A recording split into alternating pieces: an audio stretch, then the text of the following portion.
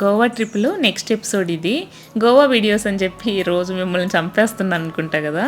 So నేను చూసే places అన్నీ కూడా కొంచెం ఇన్ఫర్మేషన్ కూడా తెలియని వాళ్ళకి ఏమన్నా తెలుస్తుందని చెప్పి చిన్న చిన్న షార్ట్స్లలో చూపిస్తున్నాను. ఇప్పుడు మేము క్యాండోలిం బీచ్కి వెళ్తున్నాము. రూట్ చాలా బాగుంది. మనం ఊటీ, కొడైకెనాల్, మున్నార్ ఇలాంటి ప్లేసెస్కి వెళ్ళినప్పుడు అక్కడ కంపల్సరీగా మనం మన ఓన్ వెహికల్ కానీ లేదంటే అక్కడ లోకల్గా టెంపోనో ఏదైనా ఒక 4-వీలర్ తీసుకుని వెళ్ళాలి.